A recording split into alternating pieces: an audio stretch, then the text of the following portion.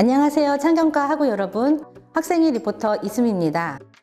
창경과는 올해로 5기 신입생을 맞이하였고요. 내년에는 6기 신입생이 들어옵니다.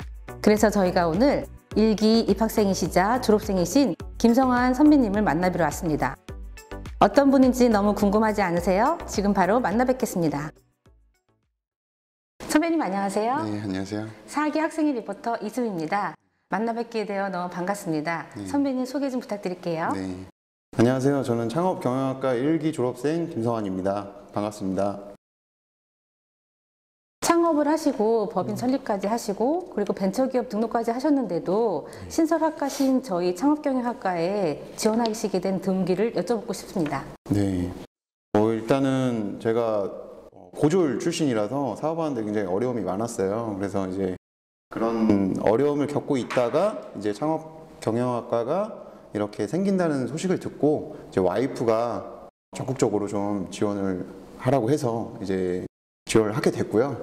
그게 가장 큰 이유였고, 두 번째는 이제 저도 2015년도부터 사업을 시작하면서 어려움이 많았어요. 어떻게 하는지도 잘 모르겠고 처음 하는 사업이다 보니까, 그래서 창업경영학과에 가서 이제 경영에 대한 전반적인 것들을 배우면 사업하는 데 큰 도움이 되겠다라는 생각에 지원을 하게 됐습니다. 아, 그러시군요. 네. 네.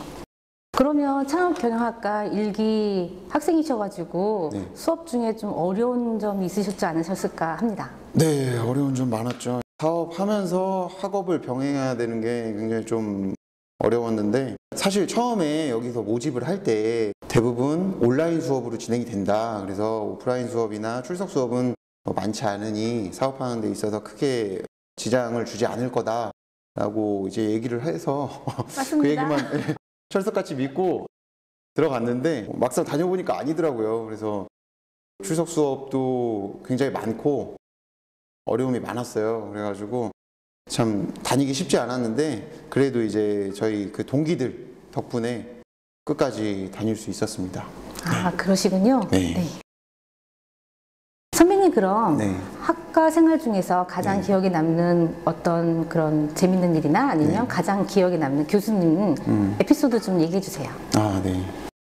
뭐 사실 기억에 남는 일이 많은데요. 뭐 드림 캠프도 기억에 많이 남고, 그리고 뭐 교수님들은 다들 이제 기억에 많이 남죠. 뭐 학과장님이신 양영석 교수님 비롯해서 뭐 김명숙 교수님, 길성명 교수님, 또 장광희 교수님, 그리고 또 경영학과 이제 교수님들 계세요. 예, 그런 교수님들 다들 기억에 많이 남습니다. 그래서 사실 뭐 가장 기억에 남는 일은 드림 캠프 갔을 때 이제 교수님들 비롯해서 다른 그 후배분들하고 같이 이제 MT를 갔었는데, 사회생활 하다가 이제 입학을 해서 만난 사람들이다 보니까 다들 이제 자존심들도 있으시고, 드림캠프에서 이제 술도 한잔 먹고 하다 보니까 거기에서 또 서로 의기투합해서 이렇게 좋은 관계로 이제 발전할 수 있었던 사건들도 있었고, 그리고 또 드림캠프 가서 뭐 행사 같은 것들을 통해서 같이 많이 화합할 수 있었던 것 같아요. 그리고 뭐 교수님들이나 다른 후배분들하고 뭐 진솔한 얘기도 많이 나눴던 것 같고요. 그리고 뭐 또 기억에 남는 교수님은 양영석 학과장님 같은 경우에는 사실 저희가 4년 동안 수업을 들으면서, 그러니까 수업을 제대로 받아본 적이 없어요. 그 필수 과목으로 이렇게 들었던 적은 한 번도 없고, 이제 교양으로 네, 다른 미래산업융합대학 다른 학과들 전부 통합으로 합반 수업을 교양으로 한 번 들은 거 말고는 수업 들은 게 없어요. 그래서 그게 좀 많이 아쉬워요. 김명숙 교수님은 워낙에 이제 수업 열심히 하시고 또 과제나 이런 것들 또 빡시게 하시니까 네. 예, 그 덕분에 또 사업하는데 많이 도움이 된 것 같고요. 네. 예, 장광인 교수님이나 길성명 교수님은 워낙에 또 인간적이시고 학생들이랑 교류를 많이 하려고 수업 끝나고 식사 자리나 이런 것들도 많이 가졌고요. 그러다 보니까 많이 친해지고 했던 것 같아요. 저희가 선배님한테 드림캠프라는, 저희한테는 사실은 오리엔테이션 책자에만 있었던 그 단어를 처음으로 알게 됐습니다. 저희가 사실은 코로나 학번이라고 해서 1, 2학년을 거의 동영상이었거든요. 근데 선배님의 이렇게 드림캠프라는 경험을 정말 진솔하게 듣게 되어서 앞으로 우리 신입생들은 선배님이 겪었던 그 즐거운 추억을 꼭 경험하게 되는 그런 기회가 왔으면 좋겠습니다. 네. 네. 저도 꼭 기원하겠습니다. 네. 네.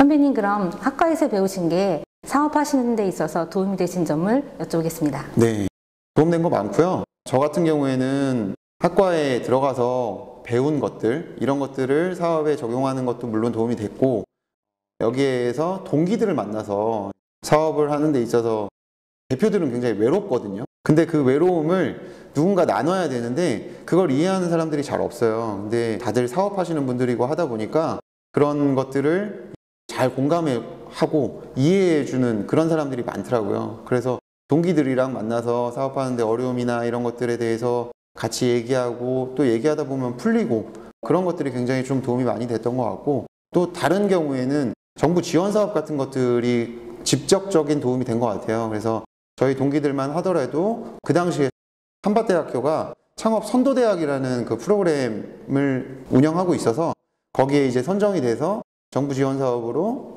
자금 지원도 받은 케이스가 꽤 있고요.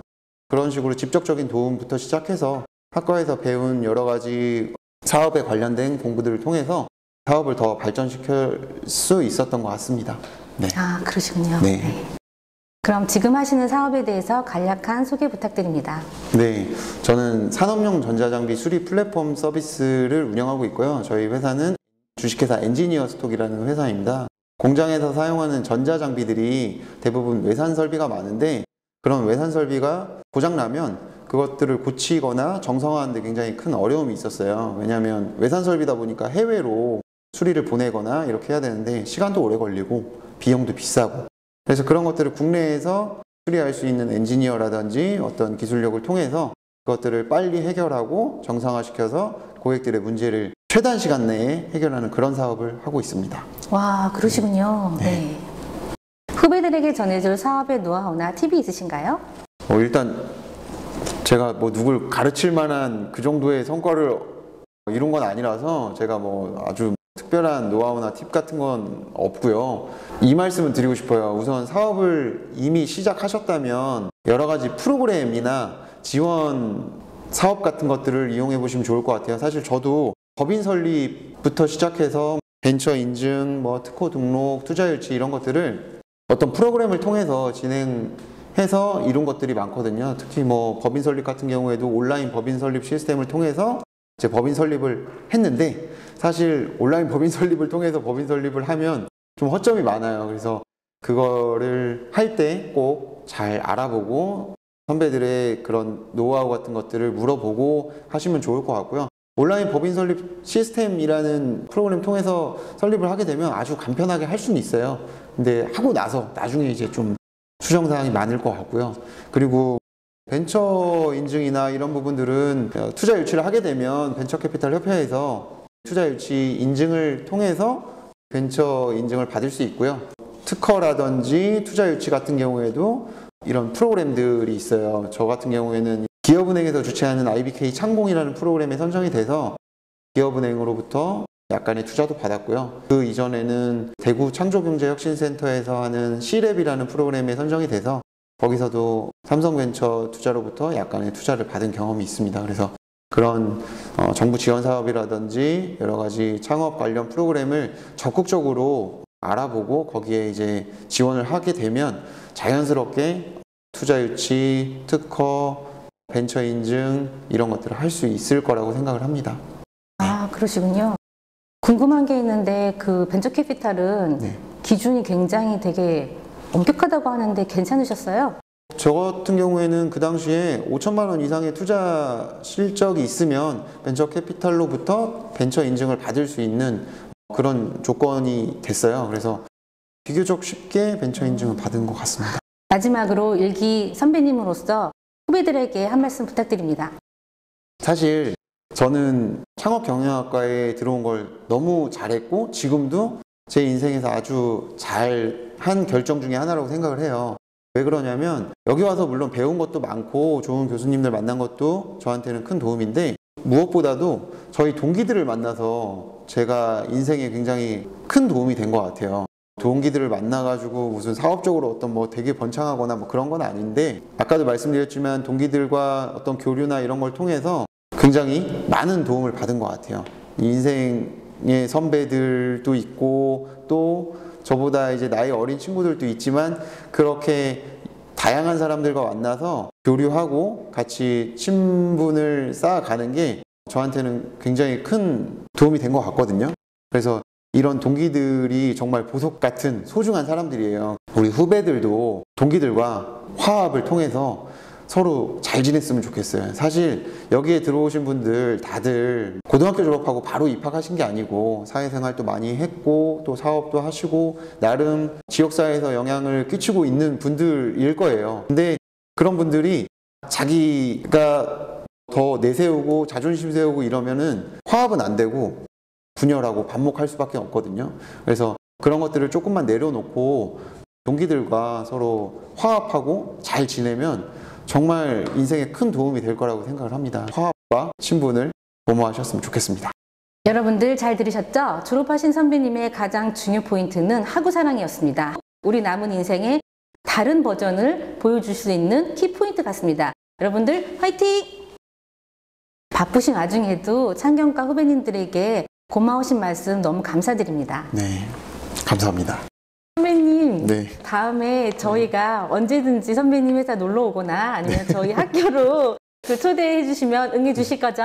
진짜 놀러 오실 걸까요? 놀러 오시는 것보다 저희 학교 놀러 오세요. 아, 예. 네. 학교 놀러 가겠습니다. 감사합니다. 예, 예.